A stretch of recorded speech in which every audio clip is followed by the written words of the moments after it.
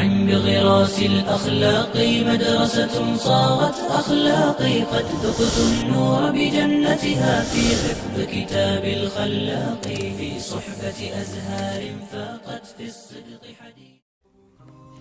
بسم الله الحمد لله وحده والصلاة والسلام على من لا نبي بعد. Esselamu aleykum və rəhmətullahi və bərəkatuh. Kitab-ı Tevhid 5-ci bab. La ilahə illallah şəhadətinə dəvət etmək babı.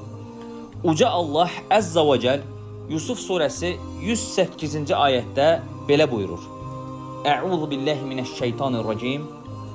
Qul həzihi səbili əd'u ilallah ələ basiratin ana və mən ittəbə'ni. De, bu mənim yolumdur. Mən və mənə tabi olanlar açıq, aydın dəlillərə əsaslanaraq Allaha çağırırıq.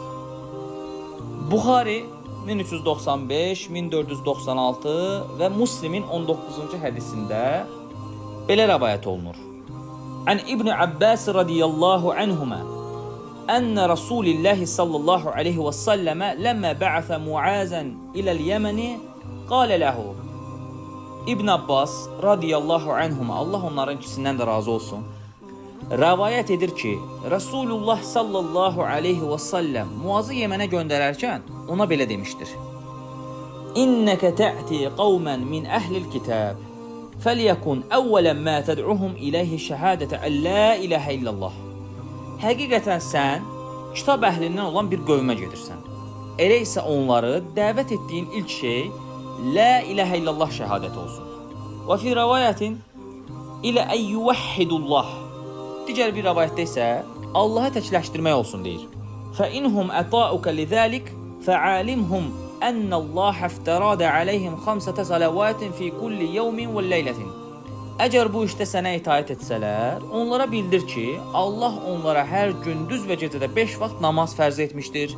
فإنهم أتاوك لذلك فعلمهم أن الله افترض عليهم صدقة تؤخذ من أغنيائهم فترد على فقرائهم فإنهم أتاوك لذلك فإياك وكراعم أموالهم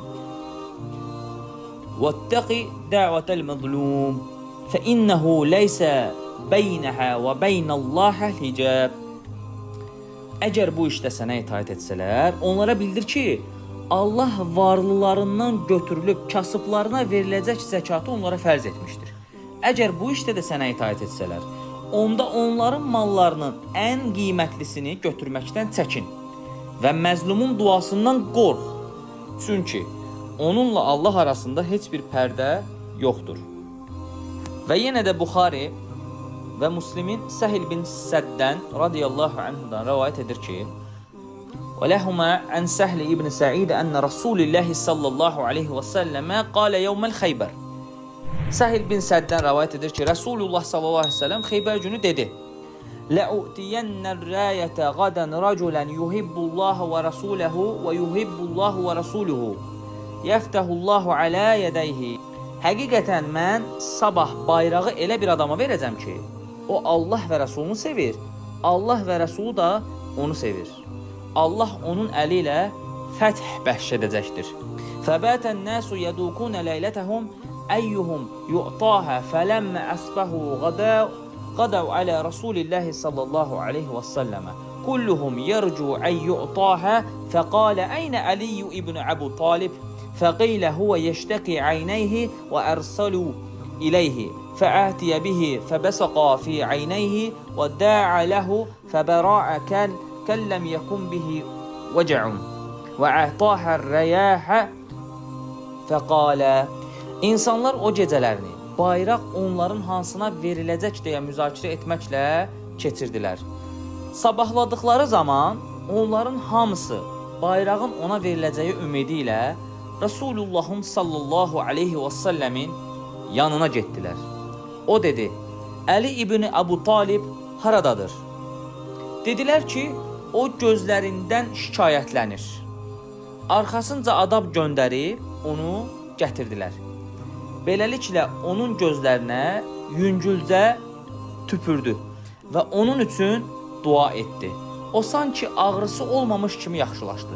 Sonra bayrağı ona verdi və dedi: "Unfus ala rislika hatta tenzila bisahatihim thumma ad'uhum ila al-islam wa akhbirhum yajibu alayhim min haqqillahi ta'ala. Min haqqillahi ta'ala fihi fa wallahi la yahdillahu bika rajulan wahidan və xayrun laka min humrin na'am." Onların ərazilərinə çatana qədər tələsmədən irəlilə. Sonra onları İslam'a dəvət et. Və bu məsələdə uca Allahın onların üzərində haqqının olduğunu onlara xəbər ver. Allaha and olsun ki, Allahın sənin vasitənlə bir adama hidayət verməsi sənin üçün qırmızı dəvələrdən daha xeyirlidir. Subhanakallahumma və bihamdik əşhədu an la ilaha illa ent əstəğfiruka və ətubu ileyh.